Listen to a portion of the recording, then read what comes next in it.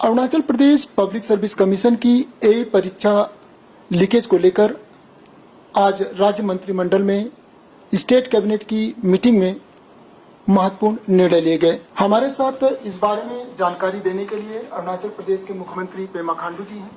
Sir, आज state cabinet की meeting में Arunachal Pradesh public service commission जो ए पेपर लीकेज का जो मामला है उसमें क्या महत्वपूर्ण निर्णय लिए गए? Arunachal Pradesh public service commission में इस बार जो अनफॉर्चुनेट या वेरी अनफॉर्चुनेट जो इंसिडेंट हुआ है उसको लेके अरुणाचल का पूरा जनता और खास करके अरुणाचल के जो युवा पीढ़ी है, यंग जनरेशन, वो लोग काफी नाराज हैं और बहुत दुखी भी है।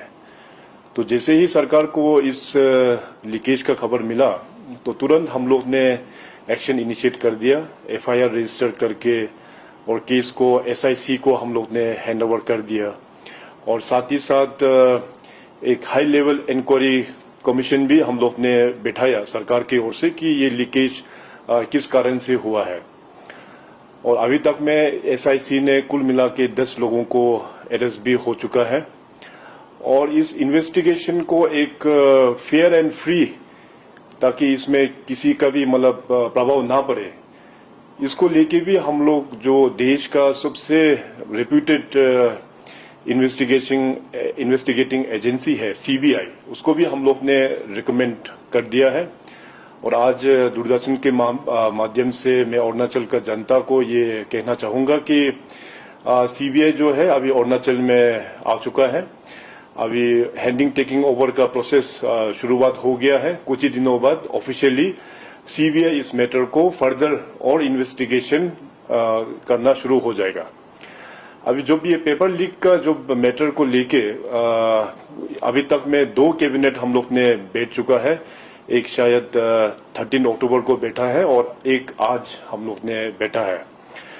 तो 13 अक्टूबर में जो कैबिनेट का बैठक हुआ तो उसमें जैसे मैंने कहा कि हाई लेवल कमेटी का जो हम लोग ने गठन किया, उसका रिपोर्ट जो है टेबल हुआ था। और 13 अक्टूबर का कैबिनेट में कुल मिला के ब्रॉडली हम लोग ने 3 निर्णय वहां पे लिया था। एक तो हो गया कि उस कमीशन का रिपोर्ट का मुताबिक जो पब्लिक सर्विस कमीशन में जो एसओपी, स्टैंडर्ड ऑपरेटिंग प्रोसीजर, वो जो है थोड़ा बहुत काफी लैप्सेस वहां पे नजर आया कमेटी को। उसमें अभी जो हम लोगों का स्टाफ सिलेक्शन बोर्ड में जिस प्रकार से अभी स्ट्रिंजेंट एक एसओपी है, उस प्रकार से पब्लिक सर्विस कमीशन में अनफॉर्चुनेटली उतना स्ट्रिंजेंट नहीं है बोल के कहा गया। तो सरकार के ओर से हम लोग ने ये डिसाइड किया कि गवर्नमेंट एक ब्रॉड एक एसओपी फ्रेम करके पब्लिक सर्विस कमीशन को देंगे कि आप कम से कम इस प्रकार से एक एसओपी आपका पब्लिक सर्विस कमीशन में होना चाहिए। और दूसरा बात जो है कि पब्लिक सर्विस कमीशन जो है एक ऑटोनोमस एक बॉडी है, सरकार का डायरेक्ट कंट्रोल में ये नहीं आता है। ये हमारा अरुणाचल प्रदेश का जनता और यूथ को भी पता चलना चाहिए। पब्लिक सर्विस कमीशन जो है एक ऑटोनोमस बॉडी है। तो वहां का जो स्टाफिंग पैटर्न भी मैक्सिमम पूरा अपना पब्लिक सर्विस कमीशन का ही स्टाफ लोग है। तो उसको भी हम लोग ने कैबिनेट में 13 अक्टूबर का कैबिनेट में ये डिसाइड किया कि स्टाफ को भी हम लोग मर्जर करेंगे along with civil secretariat cadre, उसके साथ में भी मर्जर करके बाद में, ताकि हम लोग यहाँ से फिर नया स्टाफ हम लोग दे पाएंगे। तो स्टाफ का मर्जर का, काडर मर्जर का भी ये सेकेंड डिसीजन हुआ है 13 अक्टूबर का कैबिनेट में। और तीसरा जो डिसीजन हुआ है ये है कि इस जो विषय को लेके हम लोग आने वाला जो असेंबली सेशन में और भी गंभीरता से हम लोग चर्चा करेंगे कि एक स्पेशल एक लॉ हम लोग एनेक्ट करेंगे कि इस प्रकार का अभी कहीं में कुछ लीकेजेस, पेपर लीकेजेस वगैरह होता है तो कानून सख्त से सख्त हम लोग किस प्रकार से बनना चाहिए, इसको ऊपर भी आने वाला सेशन में हम लोग टेक ओवर हम लोग करने वाला है। अभी जहां तक जो ओवरहोलिंग का जो सिचुएशन है, डे 1 से ही हम लोग ने बहुत लोगों का साथ में कंसल्ट भी किया। तो सभी लोगों का विचार ये था कि टॉप टू बॉटम पूरा पब्लिक सर्विस कमीशन में एक ओवरहोलिंग होना चाहिए। तो सरकार भी डे 1 से ही हम लोग भी यही चाहा कि एपीसीएस को एक नया रूप देना बहुत जरूरी है। सो अकॉर्डिंगली हमारा जो फॉर्मर जो चेयरमैन था मिस्टर निपो नबम जी, उन्होंने तो अपना मॉरल रिस्पॉन्सिबिलिटी लेते हुए वो अपना रेजिग्नेशन कर दिया, and I welcome that step. मगर अनफॉर्चुनेटली मेंबर जो है अभी कुल मिला के 4 मेंबर है, वो लोग भी अपना एक मॉरल रिस्पॉन्सिबिलिटी लेते हुए और एक उन लोगों को रेजिग्नेशन करना था, मगर वो अभी तक किया नहीं है, जिसके चलते आज जो कैबिनेट में एक बहुत इंपॉर्टेंट डिसीजन लिया है। Under the constitution of India article 317 उसके अंतर्गत में हम लोग ने अभी टर्मिनेशन या suspension of public service commission के जो मेंबर है, उस आर्टिकल 317 का अंतर्गत में हम लोग ने आज प्रोसेस स्टार्ट कर दिया है। कैबिनेट ने उसका मंजूरी दे दिया है और इस कागज को मैं पर्सनली ऑनरेबल गवर्नर साहब को आज मिलके मैं हैंड ओवर करने जा रहा हूं।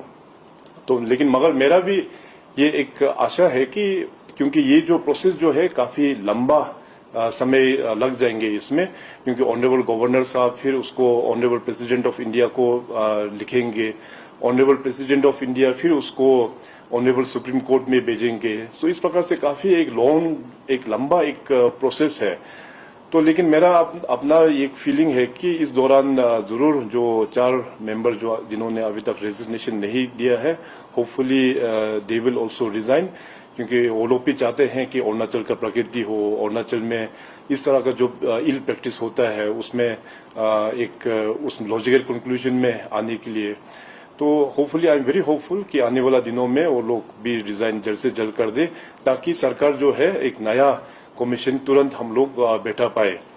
अभी इसमें बहुत सारा एग्जाम्स का पेंडिंग अभी भी पब्लिक सर्विस कमीशन में है, तो ये एक बहुत ही गंभीर विषय है। तो सरकार जो है डे 1 से ही हम लोगों का जो नियत है वो क्लियर है कि सिस्टम को पूरा ओवरहोलिंग टॉप टू बॉटम ये होना चाहिए, और सरकार इसमें जितना भी जो प्रोविजंस है सरकार का अपना अंदर में, वो पूरा हम लोग ने उसको इम्प्लीमेंट कर दिया है। सरकार से 2 टॉप ऑफिशियल्स जो सेक्रेटरी और जॉइंट सेक्रेटरी, उसको भी हम लोग ने सरकार का यहाँ से डेपुटेशन में भेजा था, दोनों को हम लोग ने सस्पेंड भी कर दिया है। तो आपका अपना दूरदर्शन चैनल के माध्यम से मैं अरुणाचल प्रदेश का जितने भी जो जनता है और खास करके हमारा युवा पीढ़ी, आप सबको ये आश्वासन देता हूं कि डे 1 से लेके पब्लिक सर्विस कमीशन में जो घोटाला हुआ, तो उसको लेके वी आर वेरी सीरियस, और इसका ओवरहोलिंग जो है वो करना बहुत ही जरूरी है। जितने भी कानून के मुताबिक जो प्राविधान था राज्य सरकार को, उस सारा प्राविधान को आज हम लोग ने पूरा फुलफिल करके उसका हम लोग आगे बढ़ रहा है। So in coming days I am very hopeful कि एक नया स्ट्रक्चर करके हम लोग APCS का जो लॉस्ट ग्लोरी है उसको हम लोग फिर रीगेन कर पाएंगे।